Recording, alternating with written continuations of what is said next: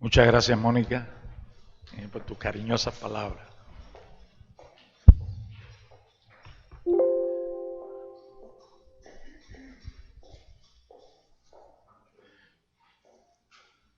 Bueno, buenos días a todos y a todas. Voy a desarrollar el tema que ustedes han visto que propuse para desarrollar. Es precisamente una reflexión sobre estas dos figuras tan distantes en el tiempo, distantes en su panorama político y distantes en contextos que fueron Vygotsky y Martín Baró. Yo pienso que Vygotsky y Martín Baró, y ayer Albertina decía algo en una intervención que hizo, y es algo que yo tengo muy presente hoy, que inclusive estamos discutiendo con los discípulos de Holkan, que su escuela se llamaba Psicología Crítica Alemana, y hizo grandes aportes, el mismo que se nutrió equivocadamente del concepto de actividad de Alexei Nikolaevich Leontiev, que es un concepto totalmente mecanicista, un concepto fuera de cogitación, un concepto, o sea, que introduce la psicología marxista en la psicología soviética, que en la época se pretendía una psicología marxista y políticamente se luchaba con eso. ¿Quién era el verdadero psicólogo marxista?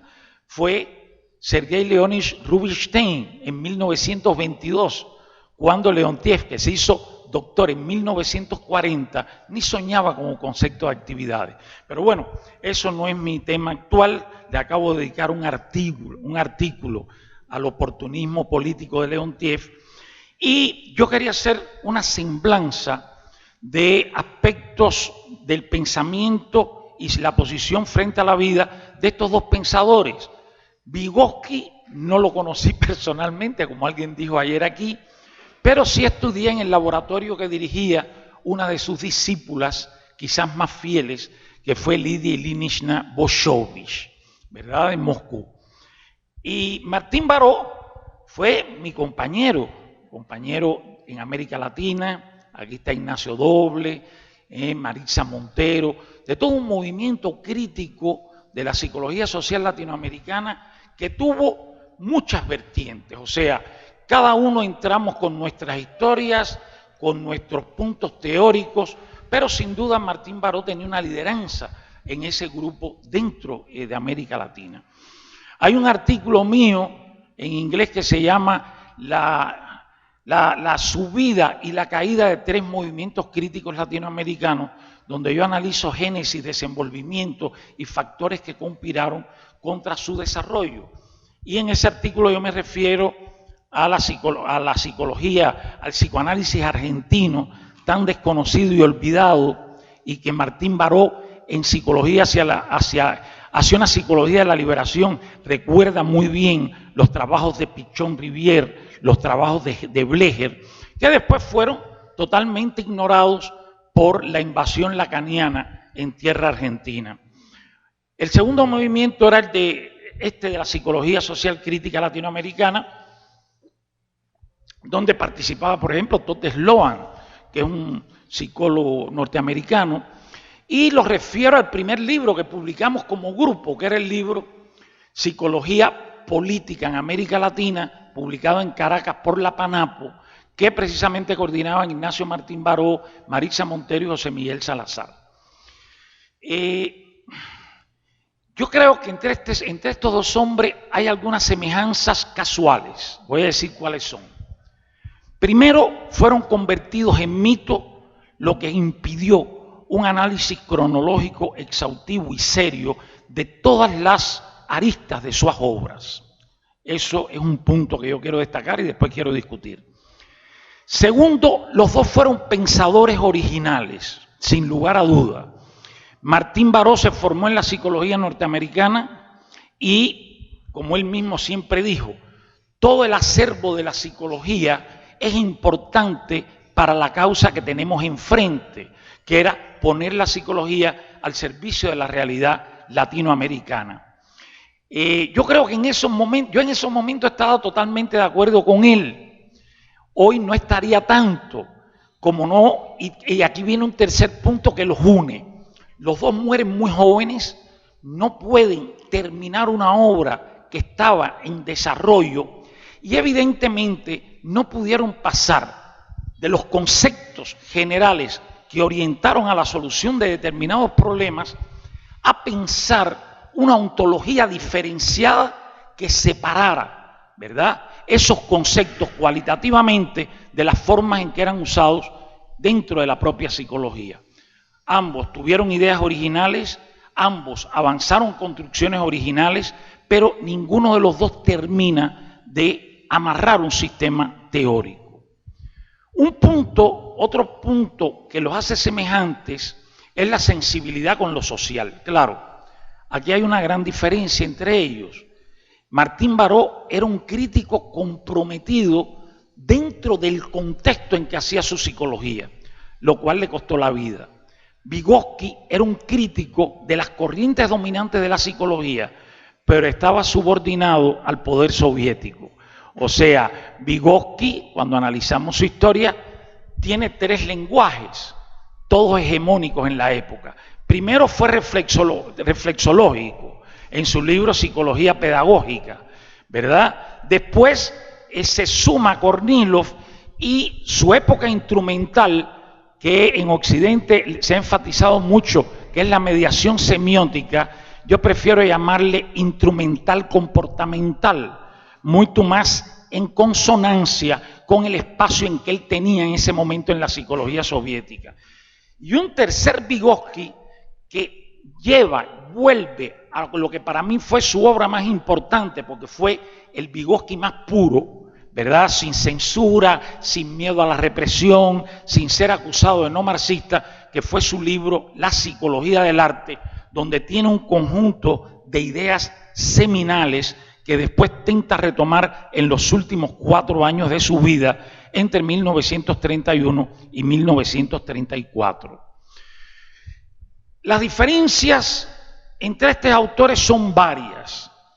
Primero, Martín Baró estaba empeñado en el desarrollo de una psicología social crítica, pero era muy interesante porque la psicología social hegemónica de la época excluía completamente al individuo. O sea, Moscovici, la teoría de las representaciones sociales, el construccionismo social que comenzaba a dar sus primeros pasos y que después monopolizó el lugar de la psicología crítica, lo cual yo he criticado desde hace mucho tiempo en todos mis trabajos.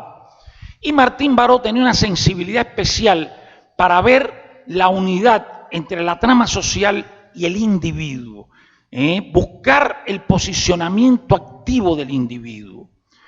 Yo pienso honestamente que a estos dos autores nos falta en relación a ellos una lectura cronológica seria, avanzar sobre el pensamiento que nos legaron y, por supuesto, la crítica a su pensamiento. O sea, en la psicología hemos tenido una tendencia, que pienso que existe en todas las ciencias sociales, pero en psicología es muy fuerte, a mitificar a figuras. No hay nada peor que el mito, porque el mito nos relaciona con las figuras de forma acrítica, de forma irreflexiva, y desarrollando un culto por las figuras. Y lo peor es que el mito es sensible a memorias parciales que son desarrolladas con fines ideológicos igualmente parciales. Yo soy de los que creo que la ideología está en todo. O sea, después me referiré a eso. Yo soy totalmente opuesto a la idea de Marx de que la ideología es falsa conciencia. No, la ideología es la forma que tomó la subjetividad en una filosofía y unas ciencias sociales que no eran sensibles a ver que el hombre era también un ser subjetivo. Y con esto, evidentemente, se rompen la idea del determinismo social, que Vygotsky la rompe en sus últimos trabajos, ¿verdad? El propio Martín Baró la rompe cuando piensa que a través del proceso de concientización el hombre se puede erigir como sujeto que transforma las condiciones que lo llevaron a una determinada situación, pero evidentemente estas afirmaciones quedan como afirmaciones aisladas, igual que la subjetividad ha sido más bien un paño de fondo, una referencia, pero no ha sido un núcleo teórico para pensar los problemas centrales de la psicología. Y no ha sido solo un problema de la psicología, ha sido un problema de la filosofía, porque la filosofía relegó la subjetividad a Descartes y a la filosofía moderna del sujeto y la conciencia. Sin embargo, analizando en profundidad la obra de Dewey, la obra de Merleau-Ponty, la obra de Marx y la obra de Foucault, casi todos ellos enarborados como banderas contra la subjetividad, nosotros encontramos una serie de principios fundamentales que justifican la necesidad del tema de la subjetividad, no apenas en la psicología, sino en la filosofía. Yo después, porque esta es mi playa, esta es mi obra de hace 40 años, después voy a entrar, pero voy a seguir con Martín Baró y con Vygotsky. Yo quería leerles una cita de Martín Baró que es expresiva de su obra, pero es expresiva de su pensamiento y de su persona. Hacia una psicología de la liberación, que es un libro fantástico, pues prácticamente está condensado todo lo que después va desarrollando de una forma u otra en su obra, con excepción del tema de la comunicación, que para él es central y que en el final de su obra se dedicó muy a fondo a ver el papel que la comunicación tiene precisamente en la manipulación del contexto y de las personas. Martín Baró dice: ahora bien, una teoría psicológica no es reaccionaria o progresista sin más. Por el hecho de venir de los Estados Unidos, en su origen, o que su origen esté en la Unión Soviética, no la convierte automáticamente en progresista o revolucionaria. Lo que hace reaccionaria o progresista una teoría no es tanto su lugar de origen, cuanto su capacidad para explicar u ocultar la realidad, y sobre todo para reforzar o transformar la realidad social.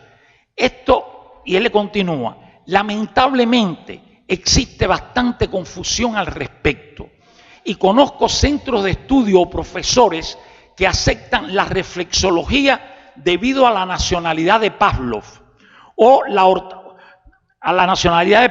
o que están más atentos a la ortodoxia política que a la verificación histórica de sus planteamientos. Tres cosas aquí me llaman la atención. Primero, una psicología es progresista por se orientar al cambio del orden social, de cualquier orden social. A él le costó la vida la lucha por el cambio social en El Salvador. El problema es que nos hemos tenido una visión un tanto nihilista, ¿verdad?, que le pasó a Sartre cuando Stalin, de que, como él dice aquí Martín Baró, y me acuerdo que esta era parte esencial de su pensamiento, todo sistema político puede llegar al poder por una revolución, pero no es revolucionario por su origen, es revolucionario por la forma en que es capaz de mantener el desarrollo de su propuesta, integrando la crítica y los distintos sectores de la población. Cuando yo era joven pensaba que podíamos tener aquella utopía del comunismo marxista, de una sociedad donde no hubiera injusticias y donde no hubiera contradicciones. Yo pienso que el problema de la política o del desarrollo social no es que no haya contradicciones o que no haya injusticias, es que sea una sociedad que tenga vías efectivas para superar contradicciones, para superar injusticias y para mantener el desarrollo de la vida individual y de la vida social. O sea, los mitos han sido dañosos o dañinos, disculpen, no solo en la política, han sido extremadamente dañinos en la psicología. Entonces, ¿qué implica convertir un autor en una referencia viva y sacarla del mito? En primer lugar, un acompañamiento profundo y cronológico de su obra. Por ejemplo, en universidades brasileiras, yo he visto que se da Martín Baró dentro de un discurso bastante banal y superficial, y yo le he preguntado al profesor qué se ha leído de Martín Baró. Prácticamente no se ha leído nada. Eso es algo que en nuestra América Latina desgraciadamente es bastante común. O sea, las personas que abren un paraguas para encontrar un lugar desde el cual hablar, porque no hablan por ellos mismos, y usan los clásicos. Ayer Wanda hablaba de una definición de Amalio Blanco y Darío Páez de los clásicos. Para mí los clásicos son los que inician caminos, y por lo tanto en esos caminos que inician siempre serán un referente. Creo que la misión que nos toca como autores es tomar la historia de los clásicos y avanzar para más allá de donde ellos nos dejaron. Por razones históricas, yo he hecho mucho más esto con Vygotsky que con Martín Baró, pero mi presencia, mi relación no solo con Martín Baró, con este grupo de la psicología social crítica fue decisivo para repensar el lugar que yo le daba a lo social desde una perspectiva, fíjense qué interesante y paradójico, desde la psicología donde yo me formé, que era la psicología soviética, que erróneamente se ha identificado como histórico-cultural en un momento de la obra de Vygotsky. La psicología soviética en sus distintas tendencias fue histórico y cultural, porque reconoció que la génesis del psiquismo estaba en la vida social dentro de la cultura y localizada históricamente. El problema histórico no lo consiguió resolver y lo social lo trató de una forma tremendamente pobre. Lógico, existía un autoritarismo político donde lo social era incumbencia del Partido Comunista de la Unión Soviética y no había espacio para problematizar críticamente la sociedad soviética desde la psicología. Sin embargo, hubo algunos psicólogos soviéticos que la problematizaron, como Miasichev, ¿verdad?, de la escuela de Leningrado, que fue una potencia en los años 20 y que cuando Leontiev toma el poder político de aquella psicología, prácticamente en Occidente no se conoce la escuela de Leningrado, Lassursky, Ananiev, Miasichev, que fue la única que colocó en un plano realmente fuerte el tema de la comunicación en psicología. La psicología soviética, aunque ayer se habló de que Vygotsky hablaba de la comunicación, realmente para Vygotsky el otro era básicamente un soporte de la actividad instrumental del niño, del adulto o del adolescente. En Vygotsky la palabra diálogo no existe, ¿verdad? Incluso son contemporáneos Vygotsky y Bakhtin.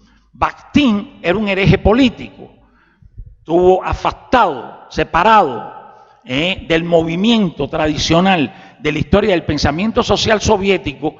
Y fíjense si es interesante que Bakhtin, que fue la persona que más avanzó el diálogo dentro del pensamiento social soviético, solo fue citado por Vygotsky en Psicología del Arte y no se cita más en la psicología soviética hasta el año 77, que Lomov, que fue el nuevo centro de poder político después de Leontiev, de la escuela, alumno de Ananiev, trae a Bakhtin como algo, una herencia a ser recuperada en la recuperación del tema de la comunicación.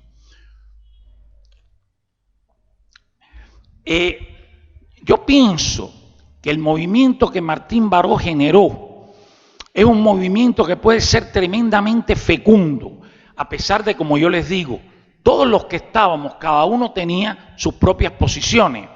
Yo decía, por ejemplo, yo entré a ese movimiento, Ignacio, eso está en una entrevista que Ignacio Doble le hace a Martín Baró, donde Martín Baró no apenas me cita en mis trabajos de personalidad, sino que valoriza la importancia del concepto de personalidad en una perspectiva diferente, que era como se trabajaba en la psicología soviética para la psicología social.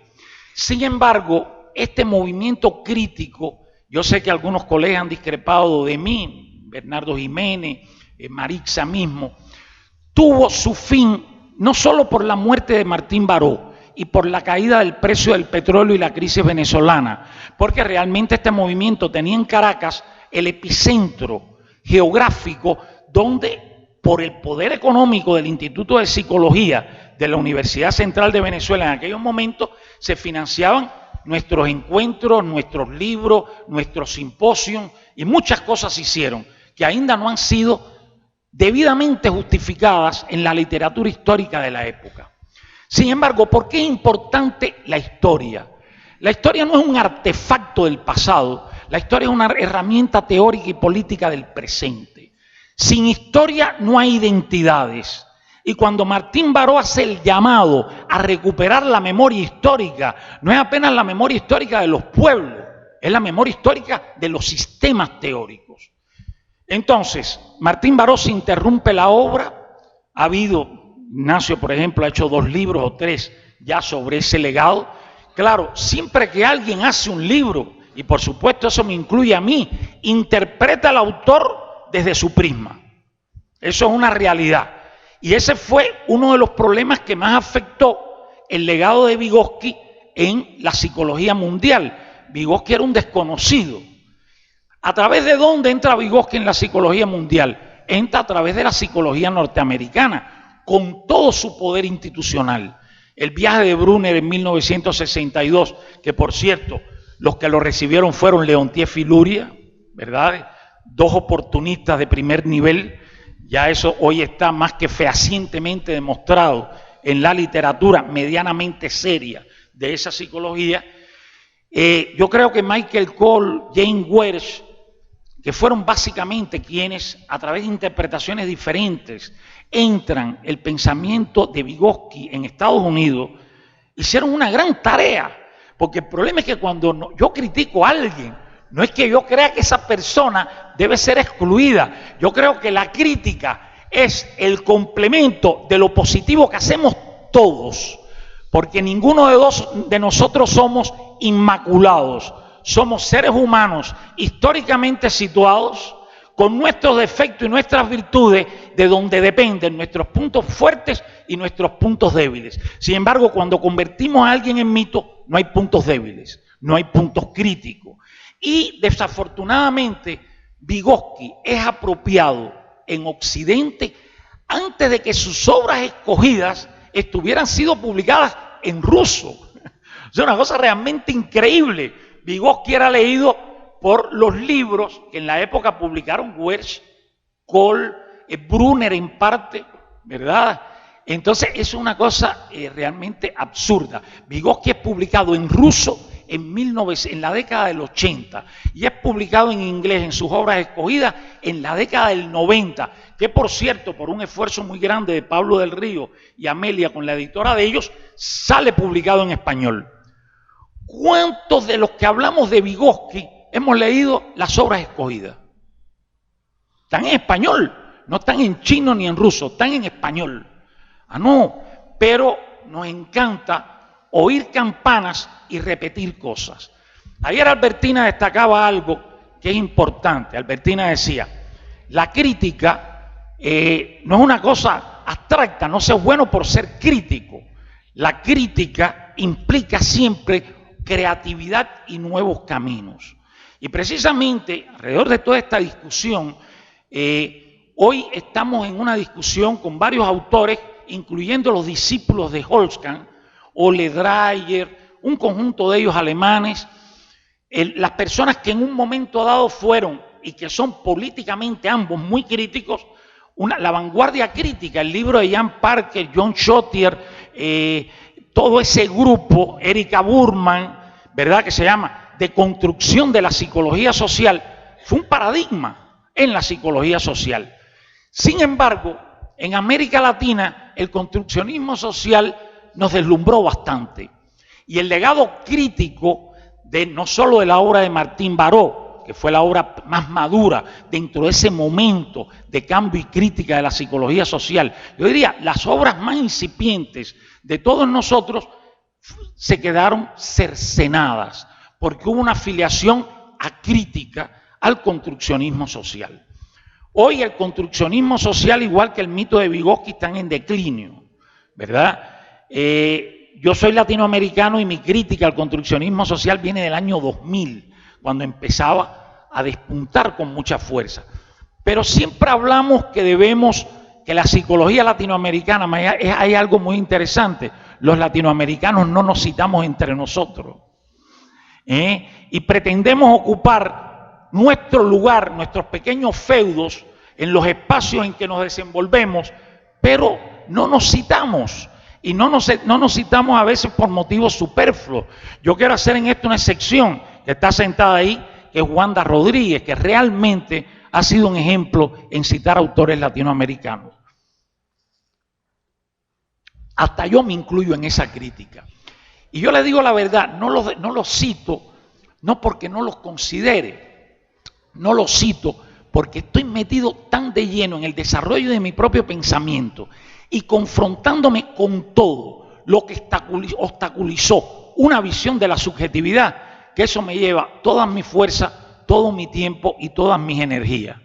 O sea, yo pienso que nosotros tenemos que apropiar las teorías como caminos de inteligibilidad para abrir espacios de investigaciones y prácticas que en su desarrollo nos lleven a nuevas construcciones, ¿verdad? O sea, es muy interesante como aquí ayer veíamos trabajos muy interesantes. A mí me gustó mucho el de los jóvenes con los desafíos de la alfabetización, y ellos usan la subjetividad de forma intuitiva, pero hay no un autor, hay una tendencia con muchísimas publicaciones en América Latina que precisamente se dedica al desarrollo de la subjetividad dentro de la perspectiva cultural histórica. Entonces, yo quiero leer otra cosa, porque Martín Baró tiene varios pilares para su crítica y todos ellos nos facilitan una relación con la psicología, que eso es lo que tenemos que ver. Cómo nos relacionamos con la psicología como ciencia, no cómo nos ascribimos a una palabra mágica. Pero antes de entrar en eso, quiero terminarles una idea que dejé truncada. Estamos preparando un libro que se llama Psicología Cultural Histórica y Psicología Crítica, encuentros, desencuentros y desafíos. ¿Por qué? Porque es que la psicología cultural histórica ni es un patrimonio de Vygotsky, ni es un patrimonio de la psicología soviética. La psicología que hacía Martín Baró era cultural e histórica. La psicología que hizo Holzkranz en Alemania era cultural e histórica. Pero nos hemos dividido en feudos y lo que tenemos es que dialogar. Igual, la única psicología crítica que existe no es la de la psicología crítica de la escuela de Holzkranz. Toda teoría, señores, puede ser crítica en un determinado contexto y ante un determinado problema. La crítica no es un atributo que va de adjetivo a ninguna teoría de forma universal. Eso es una cosa totalmente errada, totalmente dogmática y totalmente fosilizada. Ahora, antes de entrar más en profundidad en Vygotsky, por ejemplo, yo quiero leer una diferencia con el pensamiento de Martín Baró. Yo realmente tuve con él, cuando estaba en vida, muchas conversaciones, porque el concepto de concientización fue un concepto que a mí nunca me gustó. Recuerden que Martín Baró es jesuita. Los jesuitas catequizaron a América Latina con la idea de misión. Y evidentemente los jesuitas tienen una disciplina que confía en la fuerza de voluntad de los individuos. Eso es parte de su plataforma de pensamiento. Sin embargo, yo recuerdo que mi discusión con él era ¿quién concientiza? El lugar del concientizador es un lugar grave, igual que el lugar del emancipador, porque el emancipador nos emancipa de determinadas contradicciones y problemas y nos genera otro que además no nos permite discutir. Entonces, la idea de concientización, además por ese trasfondo religioso que es muy fuerte en Freire también, nunca me satisfizo y tampoco hoy me satisface. Yo creo que más que concientizar, las personas tienen que movilizarse, que participar y que desarrollarse dentro de un movimiento determinado. La concientización es el espacio que se desarrolla en grupos y personas por un activismo, ese sí, con una organización, con una proyección y con posiciones claras. Sin embargo, repasando a Martín Baró y a Freire, porque este congreso trae a los tres pensadores, yo comprendo que Martín Baró y Freire, y aquí tienen una coincidencia, hablan de concientización para devolverle el lugar de la reflexión al otro, lo cual es sumamente importante. Como decían los jóvenes ayer que ya estoy viendo uno acá, de la alfabetización, hasta que el otro no emerge como un sujeto interesado y con un compromiso, está bloqueado para aprender. Y eso no apenas está bloqueado en la alfabetización. Nuestras universidades están llenas de universitarios irreflexivos, ¿verdad? Eso es una realidad. Entonces, aquí sí hay un punto donde inclusive a mí me recordó mucho a Freud en su famoso libro La construcción del psicoanálisis. Déjenme un minuto. Ayer, el problema mío es que yo no soy muy organizado y yo tomé una nota aquí que quería mucho haber discutido con ustedes, pero ahora no sé dónde está. Ah, aquí está. La desideologización. Como yo les dije ya anteriormente, creo que tenemos que dar un nuevo round para discutir el tema de la ideología en la psicología, en la filosofía. O sea, falsa conciencia es la conciencia de todos nosotros, porque nunca la conciencia es un espejo de la realidad. Lo que no quiere decir, como pensó Rorty, que la conciencia no tenga capacidad para generar formas de inteligibilidad sobre las realidades. Muchas gracias. Toda realidad está más allá de nuestra forma actual de construcción. Toda realidad está más allá de los sistemas teóricos. Como yo decía ayer, el Marx, que descubre la esencia inhumana del capitalismo, estaba muy lejos de pensar que las propias configuraciones subjetivas de los críticos del capitalismo estaban montadas en el desarrollo del capitalismo. Todos usamos acríticamente la internet, la computadora y todos los avances de la comunicación y el transporte, y ello es uno de los 4, como dije ayer, centros más fuertes de generación de capital. Entonces el capitalismo nos ha configurado sin darnos cuenta que nos configura, porque no nos configura el discurso explotador, nos configuran sus artefactos de poder. Y no tenemos posiciones políticas sólidas y claras para exigirle al Estado o a los centros cómo administrar las comunicaciones para que todos los sectores del país tengan comunicaciones. Si no las tienen en la educación, ¿cómo las van a tener en las comunicaciones? Esas son cosas a pensar, esos son debates que son debates actuales, que no nos pueden llevar por una retórica que ya está en el pasado. Entonces Martín Baró dice, en relación a la desideologización, desideologizar significa rescatar la experiencia original de los grupos y personas y devolvérselas como dato objetivo, lo que permitirá formalizar la conciencia de su propia realidad, verificada y verificando la validez del conocimiento. Yo recuerdo que Freud, en Construcciones en Análisis, que es como se llama el libro, decía, y esto ha sido uno de los puntos más débiles del psicoanálisis, porque Freud en el fondo era un realista, que la interpretación debía armar las piezas para llegar a la experiencia original deformada por la represión. Señores, desde el punto de vista de mi perspectiva, la subjetividad nunca podemos ir a la experiencia original. Vamos a nuevos caminos de desarrollo, desenvolvemos nuevos sentidos subjetivos, nuevas configuraciones, abrimos nuevos procesos, pero no porque resolvamos o volvamos objetivamente a un punto de partida que tuvimos. Eso se perdió en nuestras historias. Es imposible desde un saber poder ir y restablecer un elemento histórico como fue en la realidad. Primero, porque el individuo que vivió esa experiencia no la vivió como realidad, la vivió subjetivamente, en lo que esa realidad representó para él. Y voy a poner un ejemplo concreto para que se me entienda. Cuando un padre es sumamente afectuoso con un hijo y ese afecto es auténtico por parte del padre, el sentido que el hijo va a producir, sentido subjetivo, porque después quiero hacer la distinción entre mi categoría, el sentido de Vygotsky, y el sentido de la lingüística. El sentido subjetivo que emerge, que no emerge intencionalmente, cuando ese niño siente y piensa, porque, por ejemplo, ayer se hizo mucho énfasis, pensamiento, lenguaje, cognición. Pero señores, el sentimiento es tan generador y central en la organización de nuestras funciones creadoras que no lo podemos separar. No hay pensamiento sin producción de emoción.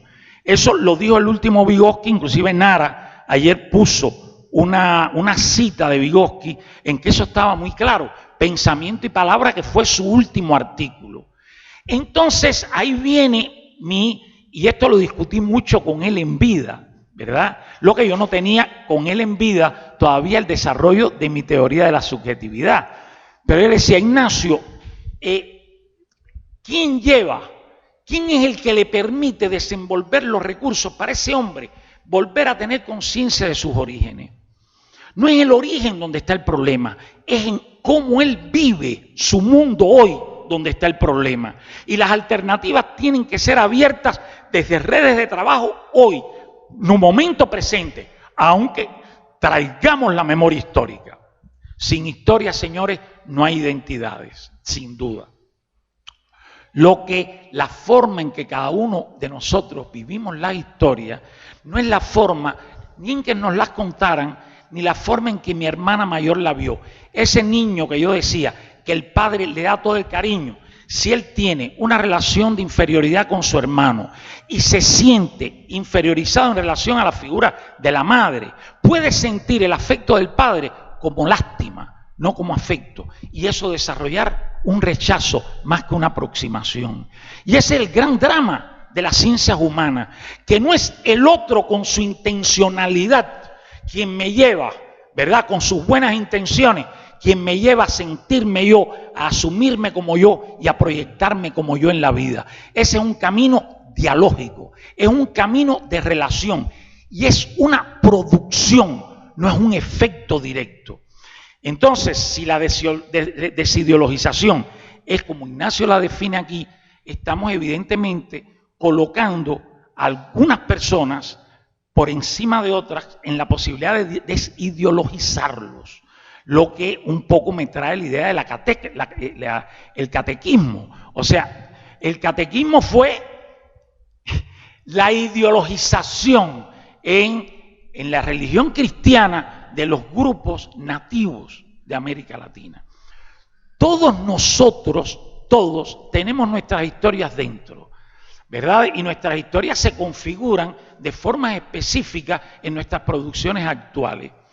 Posiblemente, si yo no hubiera vivido en el autoritarismo político del socialismo de Estado, del cual fui parte, fui militante y, como dije ayer, hice todo lo que mi generación hizo, incluyendo la guerra de Angola, yo nunca hubiera tenido sensibilidad para pensar el tema de la subjetividad, el tema del sujeto, el tema de la diferenciación.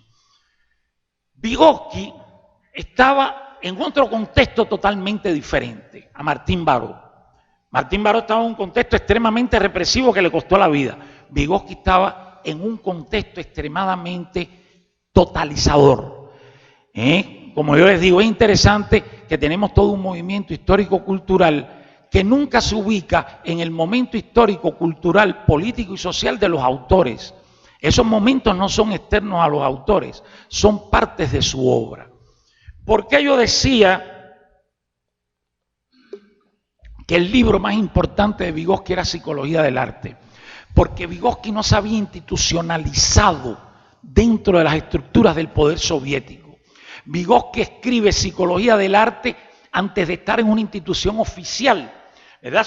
Su biografía es muy interesante, no me puedo detallar aquí.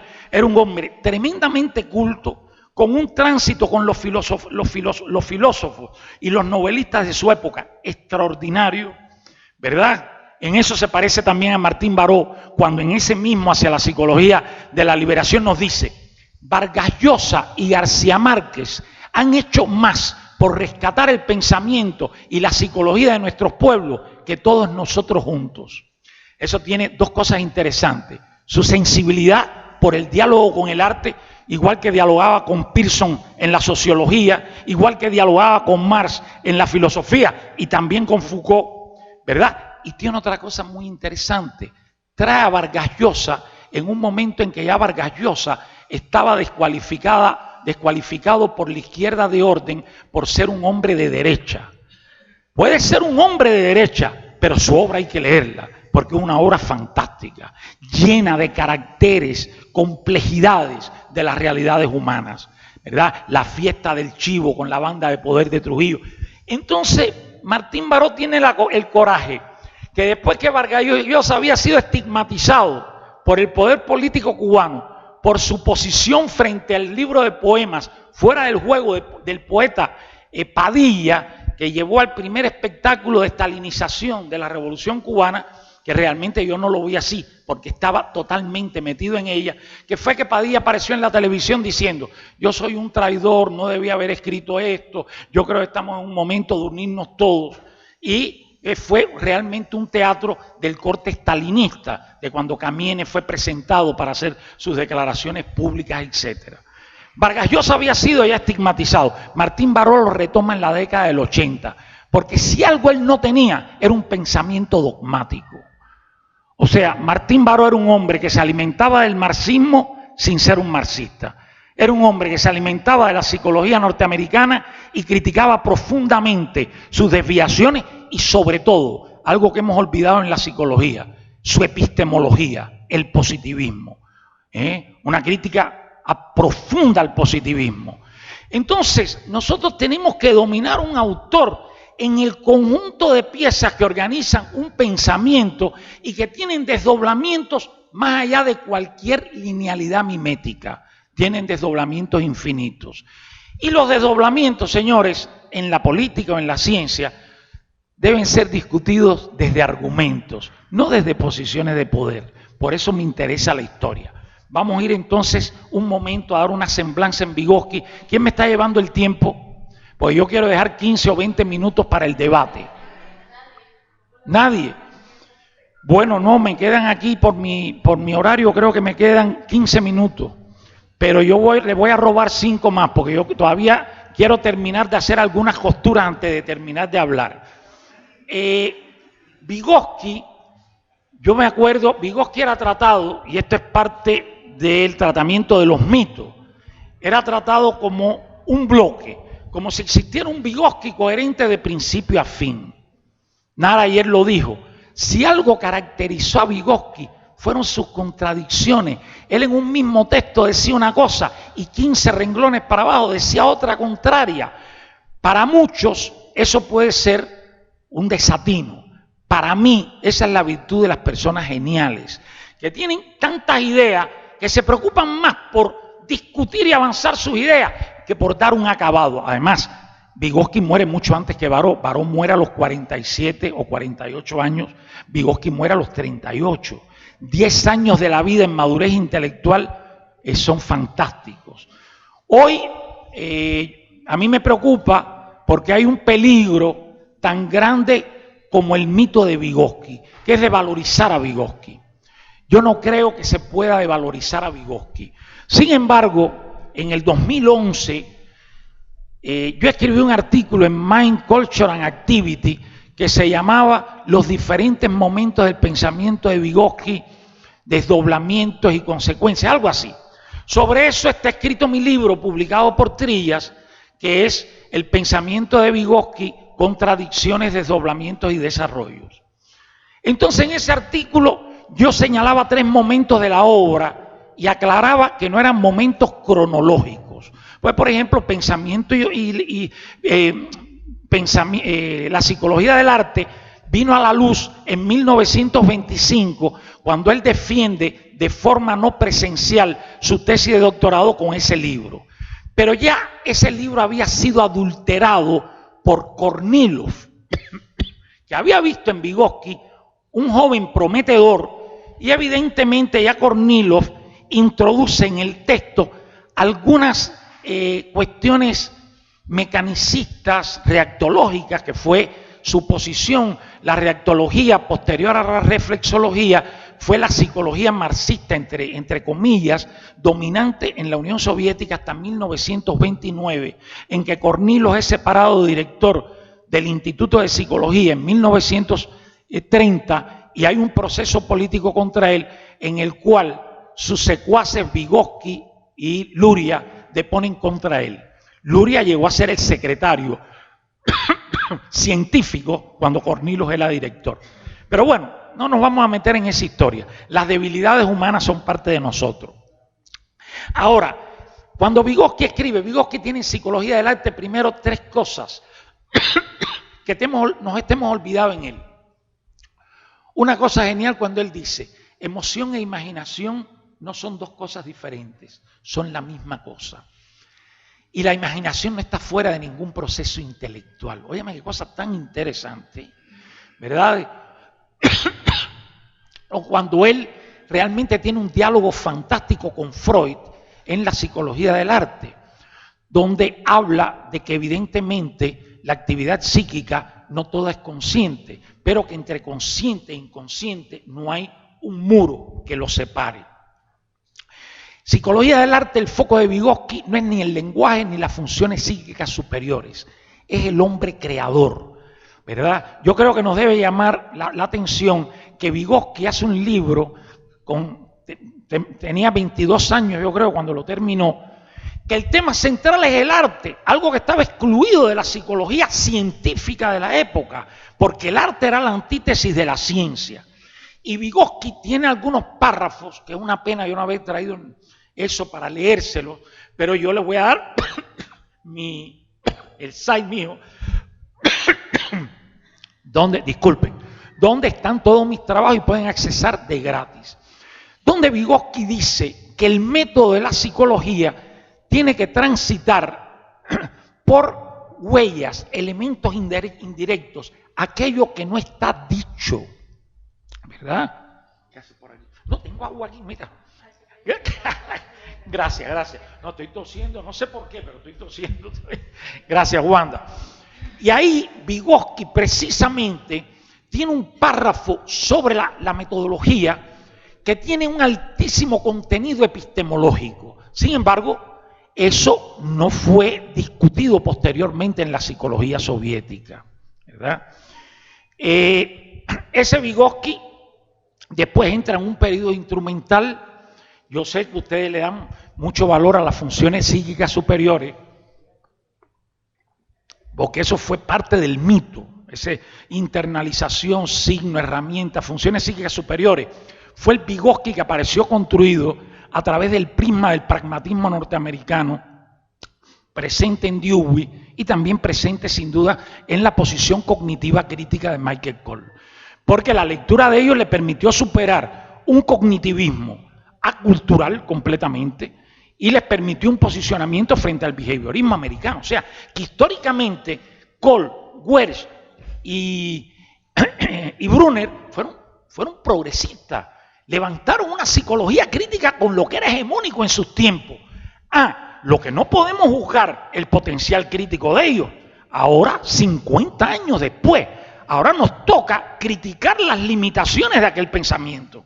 Como a alguien que venga 50 años después se va a parar aquí y va a decir, González Rey dijo, hizo, pero él fue crítico en el contexto, pero desde hoy yo creo que su teoría le faltó esto y esto. Eso es normal, ese es el movimiento de la ciencia y del pensamiento humano. Tenemos que acostumbrarnos, porque yo veo aquí ¿cómo se llama? Una presencia de personas que casi todos son más jóvenes que yo. Yo me acuerdo cuando yo era casi más joven que todos los que me oían, ahora yo soy el más viejo. Señores, la teoría, la investigación, la práctica profesional es una aventura para disfrutar y para pensarla. No podemos tener miedo. Lo que sí tenemos que buscar las fuentes que dentro de la psicología o dentro del pensamiento social pueden dialogar con nosotros para avanzar temas sobre los cuales nos estamos posicionando de forma incipiente. Me refiero a los autores de ayer de la alfabetización, la subjetividad. Es un tema que hay que buscar, qué fuentes hay hoy, cómo se está discutiendo, etc. Posteriormente, Vygotsky, entre el 31 y el 34, vuelve a los temas originales de psicología del arte. Eso es un factor histórico muy interesante. Como un factor histórico muy interesante, yo discutí hace poco con uno de sus biógrafos brillantes que ha omitido eso, es que Rubinstein lo invita en 1931 a ocupar la cátedra de Basov, que era la mano derecha de Rubinstein, en el Instituto Herzen de Leningrado. No es casual que Rubinstein en aquel momento estaba trabajando el tema de la conciencia. Como no es casual los contactos del grupo de Kurt Lewin con Vygotsky, que comenzaron en la década del 20, pero fueron muy poderosos en la década del 30. Yo estoy sorprendido porque en toda mi trayectoria vygotskiana yo nunca había profundizado en Kurt Lewin, Tamara Dembo, Blum Massey Garnett, en la época de ellos del Instituto de Psicología de Berlín. Y en ese último Vygotsky hay una influencia tremenda de Kurt Lewin. Por ejemplo, con el concepto de Pirishivanie, Vygotsky rompe. Digo Pirishivanie porque ya tengo un convenio de no traducirlo. En inglés se traduce a veces como experiencia, a veces como experiencia emocional. Ninguna de las dos cosas es. Pirishivanie es una producción psicológica de el niño al momento de recibir una influencia social.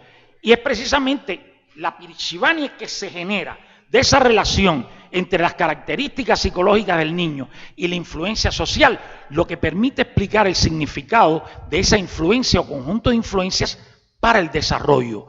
Con esto, Vygotsky está rompiendo el determinismo social mecanicista que caracterizó la psicología soviética, que era que el psiquismo se formaba de fuera para adentro, y que el propio Vygotsky participó de esa visión en los años 20, ¿verdad? Aquí no, aquí lo psíquico se forma dentro de lo social, pero es una producción donde las características psicológicas del otro, del niño, del joven, son inseparables de la influencia social. Claro, Vygotsky teve una visión muy estreita do social. Ainda ele trata o social muito más como ambiente social, influencias externas. Vygotsky no entra en el tema de las instituciones, en el tema de los grupos, en el tema de procesos de subjetivación social, y no entra porque además en ese momento histórico era difícil entrar. O sea, la comprensión de lo social como un sistema de producción simbólica que atraviesa a los individuos comienza con Moscovici en el año 62, ¿verdad? Porque inclusive el problema de lo simbólico viene a ganar fuerza en la psicología con la obra de Cassirer, de que las realidades humanas son realidades simbólicas y en ese sentido son realidades culturales, solo que no son apenas simbólicas, son subjetivas, porque los procesos de la cultura que nos forman, que nos motivan, son precisamente aquellos en que la emoción es inseparable de los procesos simbólicos. Y ahora voy a hablar 5 minutos para cerrar de dónde dejo a Martín Baró, dónde dejo a Vygotsky y dónde comienzo mi pensamiento. Les voy a hablar muy rápido, yo lo que les sugiero que me lean el site es www.fernandogonzalezrey.com. Yo creo que el punto más débil que ha tenido toda la psicología, y ayer de alguna forma lo dije, cuando evidentemente la psicología ha tenido básicamente un legado y una influencia, y una historia racionalista, es que la emoción siempre ha estado fuera de la propia naturaleza de la función o de los sistemas.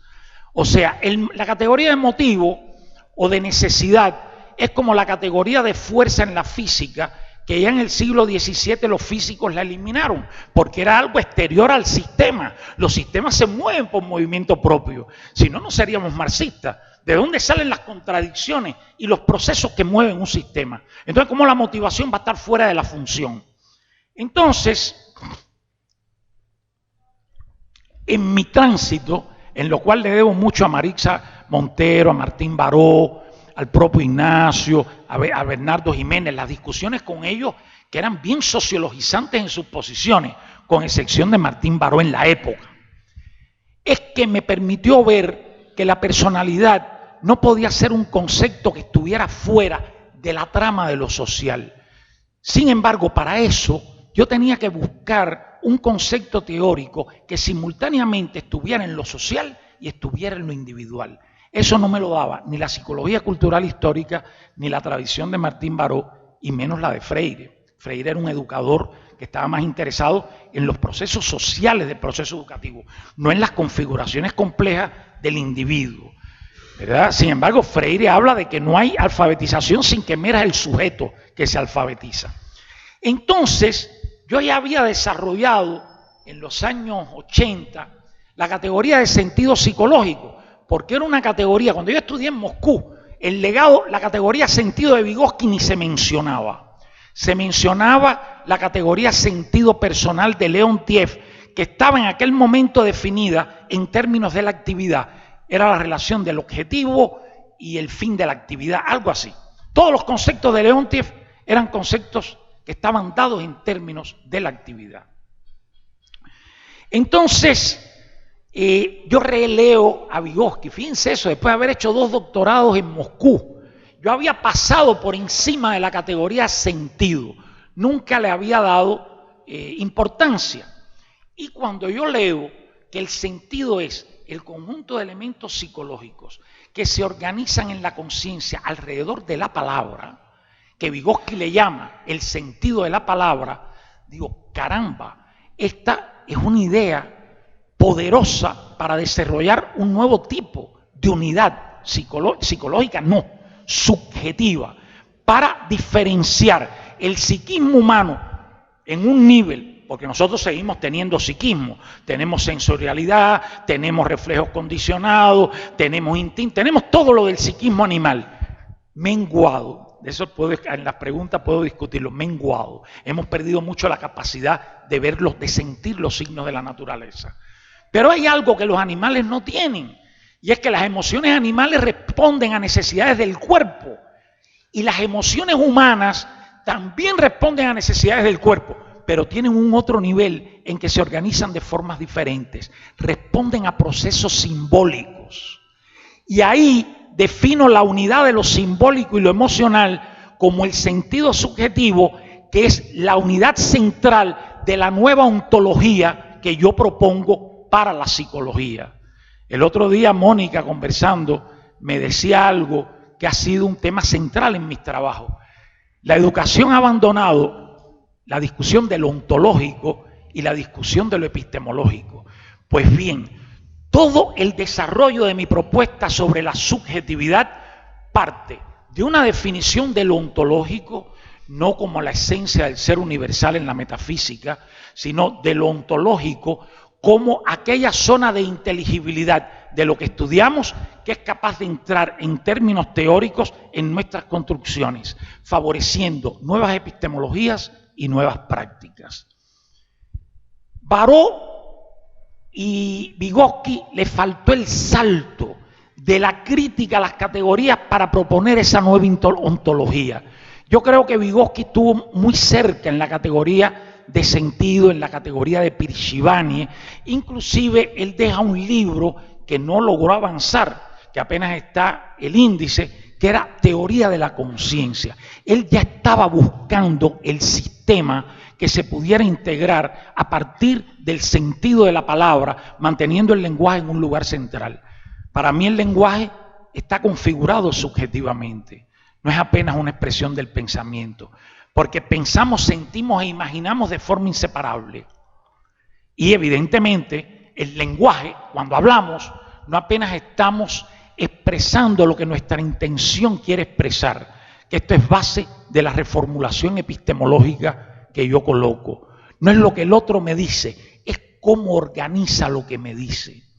Si yo hablo con la mayoría de ustedes ahora y pregunto, ¿qué tal es su mamá? ¿Cómo es su mamá? ¿Me pueden hablar de ella? Todo el mundo me va a decir que la madre fue sacrificada, negada, que es buena. Pues es una representación social que está cruzada por múltiples discursos de una gran fuerza. Y todo el mundo realmente siente que su mamá es una reina, es lo mejor que tuvo.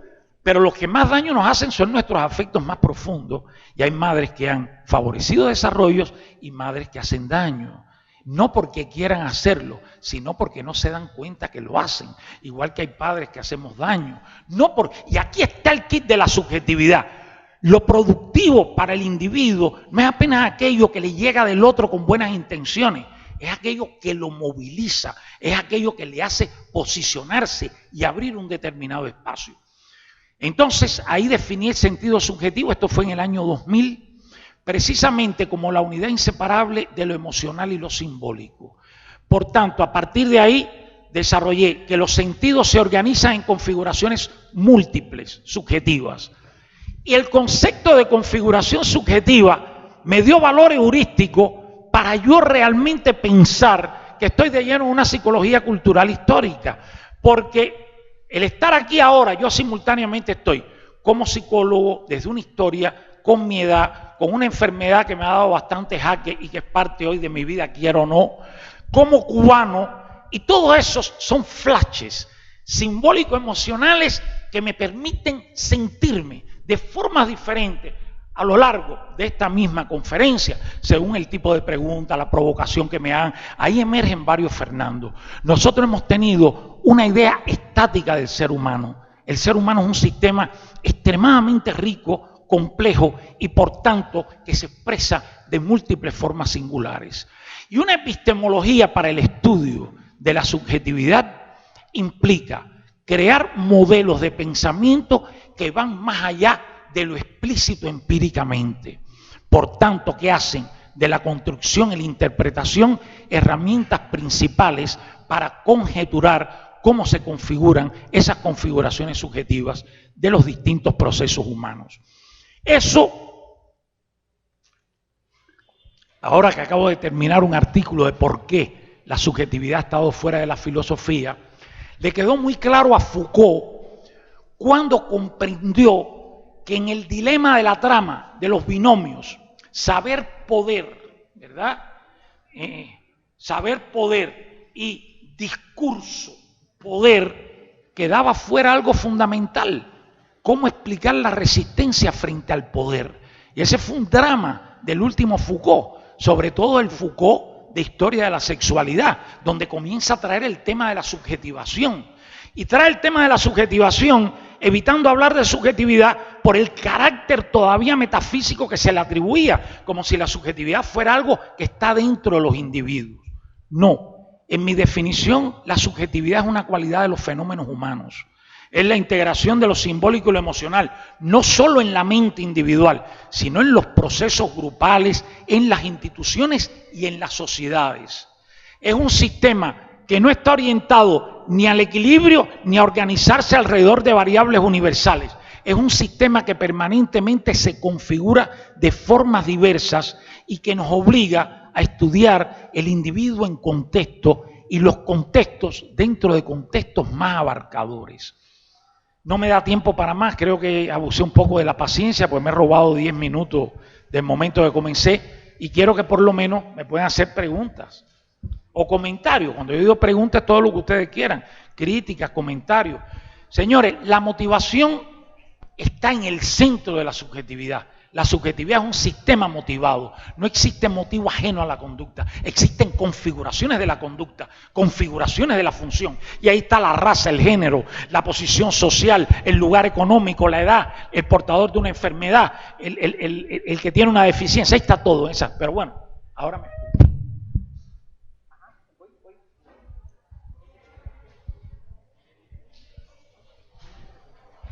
Y buenos días a todas y a todos. Doctor, muchísimas gracias por su excelente participación. Por lo menos en mi caso despierta muchísimas preguntas, ¿verdad? Que tendría que contestarme y replantearme. Una pregunta concreta, doctor. ¿Considera usted que las universidades deben formar profesionales con más sensibilidad social, con una psicología de la liberación, como diríamos, con una conciencia social para interpretar la intencionalidad de los gobiernos que van siempre en contra de la clase trabajadora, siempre oportunistas? Gracias, doctor. Mira, si somos consecuentes con la teoría de la subjetividad, no vale nada que hablemos de la importancia, que lo sensibilicemos de los pobres, la sociedad. Yo creo que tenemos que desarrollar prácticas de los estudiantes en la periferia de las ciudades, en los sectores pobres, y que tenemos que precisamente facilitar que emerjan sentidos subjetivos de una relación estudiante con sociedad que está configurada por la historia del estudiante en otro lugar. Entonces no es un problema discursivo, es un problema de acompañarlos con nuestras reflexiones teóricas, pero sobre nuevas prácticas, sobre nuevas relaciones con sectores poblacionales, que el estudiante tiene que salir del aula. Las universidades no pueden ser centros de puertas cerradas. La universidad tiene que ir al mundo y tenemos que discutir y tenemos que quitarle el miedo a las personas. Nosotros tenemos personas, un discurso de izquierda en Brasil, que los hijos no pueden montar ómnibus porque tienen miedo que lo asalten. Así no podemos transformar la sociedad, así no puede haber liberación. O sea, tenemos que ser capaces de llevar al estudiante con nuestra capacidad de diálogo, con nuestra reflexión, con nuestras provocaciones, a un campo y desde el campo hacerles ver lo que implica hacer psicología realmente para el oprimido. Porque nosotros vemos al oprimido como víctima. El oprimido es una víctima política y legal y social. Pero el oprimido también emerge como sujeto y nosotros tenemos los grupos del narcotráfico en las comunidades carentes. Y para hacer un trabajo en una comunidad carente hay que negociar con el narcotráfico. Y no podemos tener preconceptos. Si negociamos con un gobierno corrupto, ¿cómo no vamos a sentarnos con el narcotráfico a poner condiciones para nuestro trabajo y a explicarles cómo eso es beneficioso para los hijos de ellos? Y ya tenemos experiencias de ese tipo. Porque Pablo Escobar, Fernandinho Beiramar, han sido sujetos de una historia. Fueron jóvenes que fueron explotados, que surgieron en lo peor de la sociedad, que fueron agredidos por la sociedad y que se hicieron figuras centrales. Que, bueno, Pablo murió, pero que no los tocaban ni las autoridades. Pablo muere porque le hace la guerra al Estado. Pero Fernandinho Beiramar está en una prisión de máxima seguridad de Brasil y desde allí manda y ordena todo lo que él desea y no hay nadie que lo quiera tocar. Y la propia prisión quiere que se lo lleven para otro estado, pues nadie lo quiere tener porque es un poder real. Entonces un poder real que dentro de la sociedad injusta en que estamos, porque nosotros los intelectuales somos muy curiosos. Estamos dentro de una sociedad totalmente injusta y entonces tenemos un moralismo con el problema de los narcotraficantes, de los delincuentes. Esos son los productos de esta sociedad. Esos son parte de esta sociedad. Y no podemos trabajar en una comunidad marginal si no actuamos y dialogamos con las fuerzas vivas que dominan ese lugar. Brevemente, en Perú hicimos una experiencia, no nosotros, un investigador de nuestro grupo que es peruano y que trabaja allá. Hizo no la voy a describir porque tengo que ser rápido. Entró creó una creche para desarrollar habilidades y alfabetizar niños de la comunidad que estaban subescolarizados, porque los estados, no sé aquí, el estado brasileño, las comunidades, el estado no llega en nada, ni en educación, ni en salud, ni en nada. Y entonces los narcotraficantes comenzaron a ver el desarrollo de sus niños, porque eran parte de los que participaban. Y me acordé ayer de la alfabetización de adultos. Varios narcotraficantes de los demás estatus quisieron alfabetizarse. Y entonces se abrió un grupo de alfabetización de adultos. Pero lo más bonito fue, porque llegó un momento que la demanda de los niños de la comunidad era tan grande que el grupo de investigadores no podía soportarla. Y entonces los narcotraficantes pidieron abrir otro espacio como ese. Y se les planteó que tenían que ser educadas las prostitutas que ellos controlaban para trabajar en el proyecto porque no había personal. Yo digo teníamos porque estaba implicado a distancia en el proyecto. Pues los narcotraficantes a muchas de las prostitutas que controlaban las mandaron para el programa y esas prostitutas se desarrollaron, se sensibilizaron y entraron en otro espacio social. ¿Cuánto pudiéramos hacer? Tenemos que ser creativos y audaces. Creativos y audaces. No es apenas dar un contenido. Es como las personas subjetivan ese contenido. Cómo son capaces de producir sentidos subjetivos, que el contenido no sea apenas un sistema de significados que es estéril realmente en relación a la vida. Piensen en el amor. Todas las configuraciones subjetivas operan como el amor, ¿verdad? El amor es casi un delirio porque nos lleva nos ocupa la imaginación, nos desdobla proyectos. Estamos metidos de cuerpo y alma pensando cosas, haciendo cosas, superándonos en algunas cosas para tener otro nivel de diálogo con la pareja.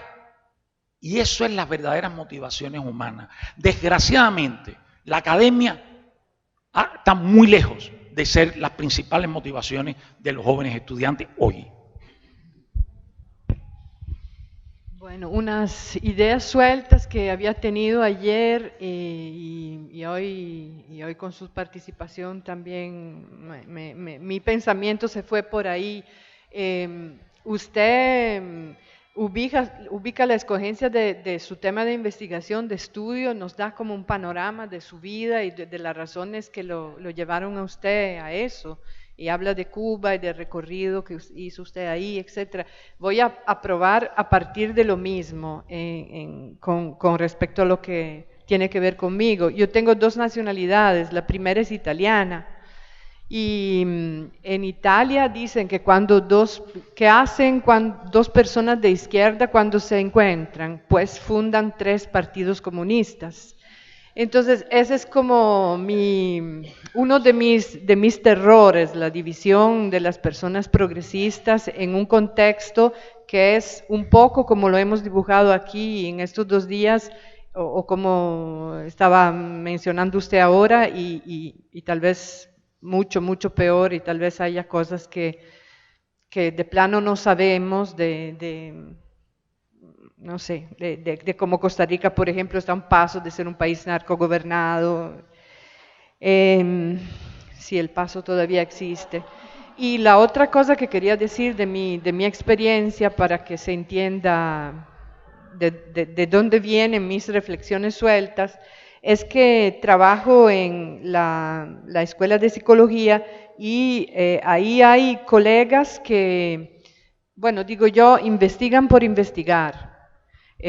Positivistas y como les decía ayer, hay un documento escrito que describe la escuela de psicología y la define el documento, no yo, multiparadigmática, de cara a la realidad, pero estas personas con respecto al tema del cambio social son completamente indiferentes a esas temáticas, pero son como las personas en el lugar donde yo trabajo más poderosas, son las personas que tienen vínculos, que tienen asociaciones internacionales, que van a congresos internacionales, que están relacionadas con investigadores e investigadoras afuera, que ganan premios en dinero para hacer investigación.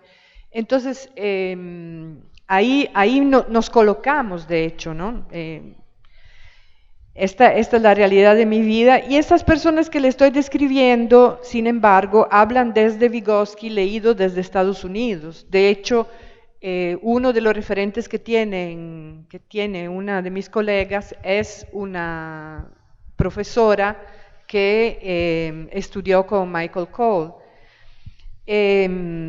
Y de ahí hablan, no sé, y estudian, qué sé yo, la importancia del hecho de que la mamá esté a la par del niño o de la niña, mientras el niño o la niña lee, pero todo lo que está alrededor de ese niño, de esa niña, de esa mamá, no es importante para ellos, para ellas.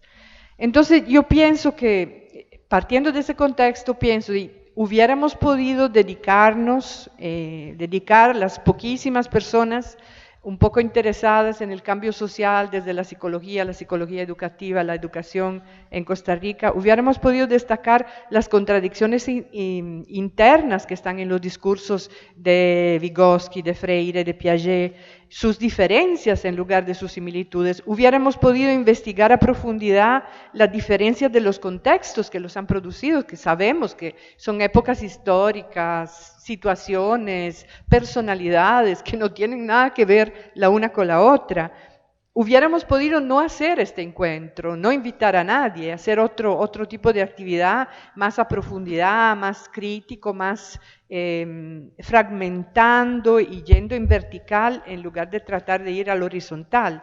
Es probablemente la situación que vivimos, que nos hace en cambio buscar los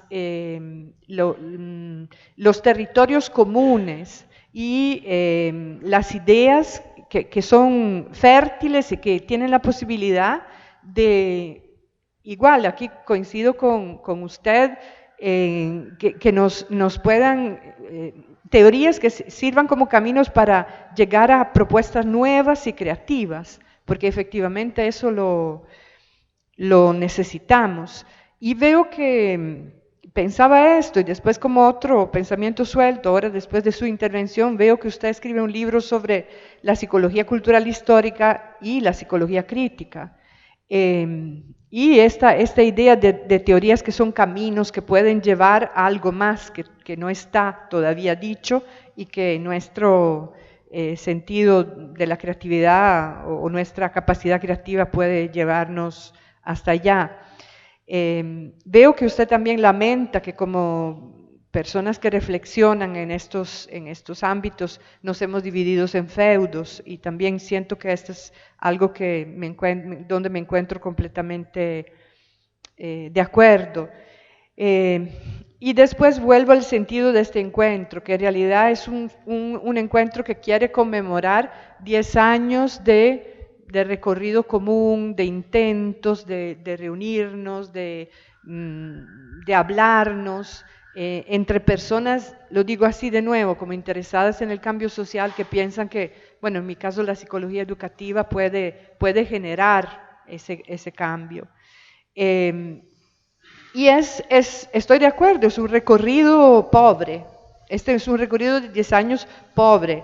Estaba pensando ahora que de las personas que estuvieron en las mesas como participantes ayer, por ejemplo, solamente yo, no sé, Victoria, si vos tenés la propiedad ahora en la universidad. Sí, bueno, Victoria y yo tenemos propiedad en la universidad, todas las demás personas tienen un trabajo interino en la universidad, y evidentemente todo lo que he dicho antes de mis colegas, nosotros, tal vez porque lo escogí, bueno, en mi caso porque lo escogí y porque es la realidad de mi trabajo, no estamos en un circuito de congresos internacionales, de vinculación con grupos, de participación en revistas prestigiosas, bueno, todo el business de la psicología en este caso, etcétera. No tenemos acceso a editoriales que salgan de Costa Rica, por ejemplo. Nuestra pobreza es económica y también es teórica, porque las dos cosas, ¿verdad?, se hablan entre sí en lo concreto, y tenemos un no lugar en la institución también, ¿no? Somos muy, muy pocos. Yo creo que solo las personas que están aquí están interesadas en eso que he llamado, no sé, el cambio social. En educación y en psicología no hay mucho más, digamos. Y creo tal vez que esta pobreza, por el otro lado, nos protege del riesgo de mitificar. No comprendo cómo o quién pueda dar la idea de tener estas figuras que estamos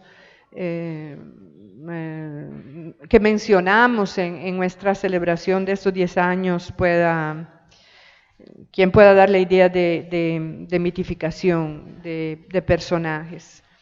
Entonces pienso finalmente que tal vez todos estos niveles se pueden conjugar, porque en cuanto a nosotros y nosotras somos personas que trabajamos más desde las comunidades, desde el trabajo de acción social, que desde lo teórico puro, porque exactamente nuestro trabajo no está hecho de muchas... Teórico puro no existe que yo conozca. Bueno, digamos vinculado a Nosotros tenemos 3 líneas de investigación con 24 investigaciones andando, y tenemos 3 campos de práctica. Uno en un centro de atención social, otro en una comunidad y en 3 escuelas. O sea, lo teórico, como yo lo estoy defendiendo, siempre va acompañado de la investigación, porque producción teórica no es en abstracto, es sobre la investigación. A mí me gustaría que sintetizaras un poco, pues no me queda claro, creo que te estoy comprendiendo algunas cosas que te voy a responder, pero has hecho una exposición extensa, entonces yo creo que más nadie va a hablar. Si puedes sintetizar un poco. No, de nada, con mucho placer. Estamos hablando de la crítica. Los primeros que tenemos que ser autocríticos para ser críticos somos nosotros. Ok. De todas formas, le quiero responder algunas cosas. Ustedes tienen una revista que está bien rankeada en toda América Latina. Lenin con Trotsky hicieron el periódico Iskar, que era con folia y mimeógrafo, y ahí comenzaron a divulgar sus trabajos. O sea, yo soy una persona que llegué a Brasil emigrado y fuimos haciendo nuestro espacio académico profesional con muchísimo trabajo, trabajando en 4 universidades, mañana, tarde y noche. No te pienses, yo estoy un investigador que estoy en una cúpula. Y además hemos iniciado los trabajos en favelas, ¿te das cuenta? Desde esta perspectiva que yo te digo. Ahora, yo con lo que yo estoy trayendo aquí, yo no estoy criticando la forma en que ustedes durante 10 años lo han hecho. Yo estoy trayendo un locus que puede enriquecer, que eso será un problema de ustedes, la discusión que ustedes tienen. Ahora, yo cuando oigo que se habla de Vygotsky nada más en términos del lenguaje, funciones psíquicas superiores, etcétera, creo que si yo no les doy una alternativa, entonces ¿dónde está el desarrollo? ¿Y somos críticos de qué? Si nos cocinamos en la misma salsa. Pregunta, otras cuestiones.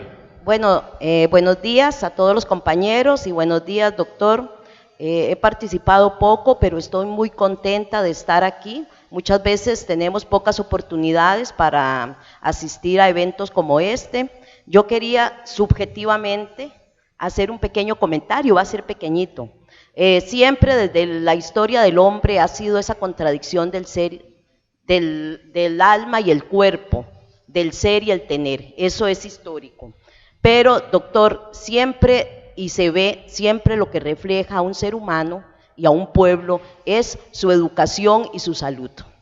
Me voy a referir a Costa Rica, a mi país amado.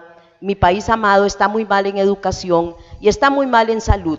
Se ha convertido en un país clínico, donde las enfermedades mentales son a flor de piel, donde las pastillas se consiguen en cualquier parte. Uno se va a la Merced o se va a cualquier farmacia y ahí compra todas las pastillas para calmar sus nervios, su dolor de estómago y todo. Y eso es parte de lo que refleja un pueblo. Un pueblo enfermo no puede tener algo subjetivo. Ahora, usted hablaba mucho de la ideología. Un ser humano sin ideología no puede existir. Desde que está en el vientre de la madre es social. Estoy con mi madre y soy social. Sin ideología y sin política, el ser humano es primero la política que el ser humano, lo ha demostrado la historia. La historia es fría. Me gusta mucho la psicología porque mete la parte emocional, la parte afectiva, todas las partes que son necesarias para la integridad de la persona, la personalidad del ser humano. Pero usted habla de ideología y si hablamos de dos extremos, totalitarismo, porque usted tocaba el totalitarismo y la democracia, ¿será que nos hemos convertido en mi país, al menos, yo no sé dónde usted vive y en los otros países, en un totalitarismo democrático? Qué difícil vivir en un totalitarismo democrático y donde el conductismo es el que prevalece. A nosotros con las novelas, los narcos, yo no puedo permitir en mi persona, por más que no esté en un lugar muy, permitirme el lujo de poder con los narcotraficantes hacer una alianza. No se puede porque estaríamos perdiendo lo más importante del ser humano, que es la moral. Es muy importante la moral. Y yo se lo digo de corazón, vamos, y yo creo en el cambio del ser humano. Yo sí creo que tenemos que ir trabajando, pero en el campo, la psicología. Decía Wundt, es el alma del pueblo. Hay que escuchar al pueblo. Por eso cuando vemos a estas 3 personas que nacieron tal vez en lugares diferentes, ellos sabían que la psicología es el alma del pueblo y trabajaban con el pueblo y para el pueblo. Y yo siempre he dicho, una psicología elitista no hace falta. Y aquí en Costa Rica tendríamos primero que empezar a trabajar con el Colegio de Psicólogos. ¿Por qué? Porque nos han negado el derecho de ir al campo. Pero todo eso es mandado. Imagínense que antes hablábamos de neurosis. Podemos decir que un pueblo está neurótico. Podemos decir que tengo una histeria, pero fue eso negado, se negó, se ha negado. Ahora todo es pastilla, todo es psiquiatría. Pero aún así, aunque estemos viviendo un oscurantismo, todas estas personas que estamos, Vygotsky, Freire y Martín, son ejemplos para nosotros. No podemos negar la historia, por eso la historia es fría. Perdóneme, yo sé que usted ha estudiado mucho y lo admiro y vengo a aprender de usted, pero si nos sentáramos a hablar de historia sin hablar de emociones ni ideologías políticas. La historia no miente y estamos viviendo un totalitarismo democrático. Muchas gracias. Yo creo que usted no me ha entendido, yo también los admiro mucho. Lo que me relacionó con ellos de una forma crítica y de una forma pensante. Pero además Vygotsky, que yo sepa, no combatió ninguno de los problemas de su sociedad, que era el estalinismo. No, como lo veamos, no, lo que hay que saber es la historia. No lo veamos. Cuando en 1929 fusilaron y mandaron para Siberia miles de campesinos por tener pequeñas propiedades privadas, eso fue un problema grave. Murieron tantos soviéticos en la Unión Soviética como personas en los campos de concentración nazi, en el llamado Gulag. Entonces, y además, si usted no dialoga con el narcotráfico, no dialoga con la sociedad, porque nosotros tenemos que dialogar con todas las fuerzas que nos permitan un trabajo, porque por ejemplo en Brasil, si el narcotráfico no me autoriza a entrar a una favela, yo no puedo entrar. Entonces yo tengo que dialogar, si no, no hay trabajo social. Entonces usted está contradiciéndose en lo que está diciendo. Bueno. Bien, ¿alguna otra pregunta? Ya no tenemos tiempo, nos hemos extendido más de lo que teníamos planeado en este espacio. Le agradecemos mucho. Muchas gracias a todos.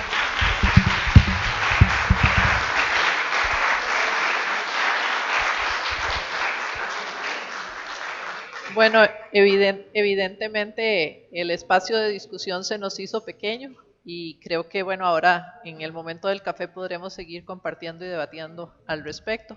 Queríamos agradecer en nombre